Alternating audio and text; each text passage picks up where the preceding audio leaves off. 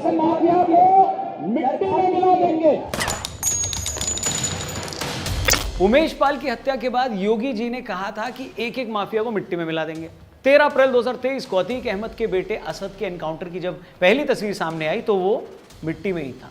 असद की मौत की खबर मिलते ही माफिया अतीक का सारा गुरूर उसके आंसुओं से होता हुआ मिट्टी में मिल गया और साथ ही मिट्टी में मिल गई वो टीवी पत्रकारिता जिसने असद की मौत की ये खबर दिखाई थी। असद की मौत की खबर का क्रेडिट लेने में ये चैनल वाले इतने एक्साइटेड हो गए कि एक बार को तो ऐसा लग रहा था कि कहीं एनकाउंटर यूपीएसटीएफ ने नहीं बल्कि इनके किसी रिपोर्टर ने ही किया है। एक महिला एंकर तो बेचारी इतनी एक्साइटेड हो गई कि लगा ये न कह दे कि मैंने टांग अड़ाकर असद को गिराया था। उसके बाद मेरे सहयोगी रिपोर्टर ने अपने माइक की तार से असद के दोनों हाथ और पैर बांध दिए और फिर उसकी छाती पर मुक्के मारकर मैंने ही उसकी जान ले ली। देखिए उसी चक्कर में मेरी चीची उंगली का नाखून भी टूट गया, मगर कोई बात नहीं, राष्ट्रहित के लिए इतनी कुर्बानी तो दी ही जा सकती है।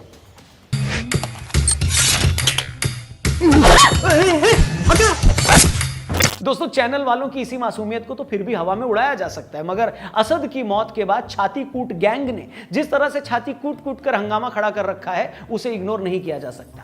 अपनी पुश्तैनी आदत के मुताबिक किसी ने एनकाउंटर को फर्जी बताया, किसी ने एनकाउंटर के सबूत मांगे और किसी ने इसे गैर कानूनी बताकर ठाकुर के चौखट पर जाकर अपनी चूड़ियां तोड़ ली। और जब जब मैंने टीवी पर इन लोगों के बयान सुने तो लगा कि एक आध एनकाउंटर की छूट तो कॉमन लोगों को भी होनी चाहिए, नहीं है कि नहीं? तो आज के फनतंत्र में आज हम इसी छाती कूट गैंग की छाती पर मूंग दलने वाले हैं। तो बिछा लीजिए खाट क्योंकि लगने वाली है वाट बहुत भारी वाली। शुरू करें? हेलो तो करना। दोस्तों इसी साल 23 फरवरी को अतीक के भाड़े के गुंडों ने दिन दहाड़े उमेश पाल की हत्या कर दी। हत्याकांड के बाद से ज्यादातर मुख्य आरोपी फरार थे। पूरे देश में यूपी पुलिस की भद पिट रही थी। पुलिस के हाथ न आकर हत्यारे पूरे सिस्टम का मजाक बना रहे थे। ऐसे में 13 अप्रैल को अचानक खबर आती है कि इस हत्याकांड का मुख्य आरोपी असद मारा गया है। ये वही असद था जिसने भरे बाजार उमेश पाल को गोली मारी, जिस पर 5 लाख का इनाम था। सारा देश ऐसे हत्यारे के मारे जाने पर खुश हुआ और खुश न भी हुआ हो तो उसने सब ने राहत की सांस ली। मगर अभी लोग इस खबर का जश्न मनाने के लिए ऑफिस में हाफ डे अप्लाई कर भी नहीं पाए थे और तो और गली की दुकान से आधा किलो शक्करपारे भी खरीद नहीं पाए थे कि बहुत सारे मनहूसियत के सिकंदर इस रंग में भंग डालने आ गए। Are you comedy me? इन लोगों ने कहा कि एनकाउंटर फर्जी है, असली है तो सबूत दिखाओ।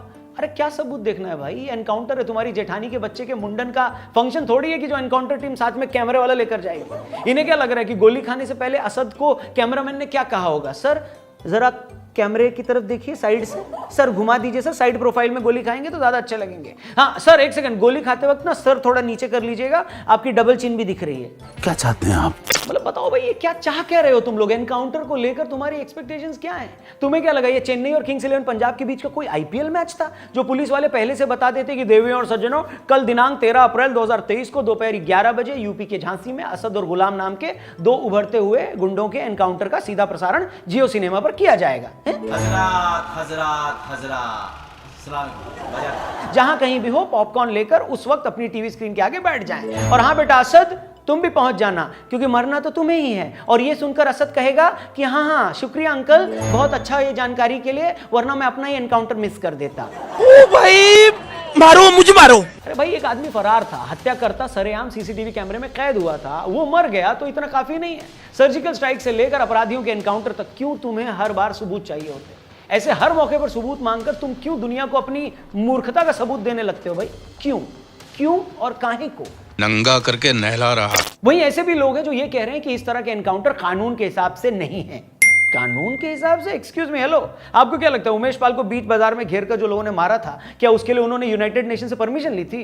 क्यों वो हत्याकांड G20 देशों से अप्रूव होकर आया था? भाई समझो, जब आप इतने खौफनाक अपराधियों से डील कर रहे हो जिनके पास एक से एक खतरनाक हथियार हो सकते हैं, आप उन्हें देखकर क्या आवाज लगाकर कहोगे कि बेटा असद एक होनहार नौजवान हो तुम, कृपया अपनी पिस्तौल पन्नी में डालकर बगल वाली स्कूटी पर रख दो और खुद को हमारे हवाले कर दो? और आपको क्या लगता है उधर से असद यही कहता कि जी अंकल जैसा आप कहें?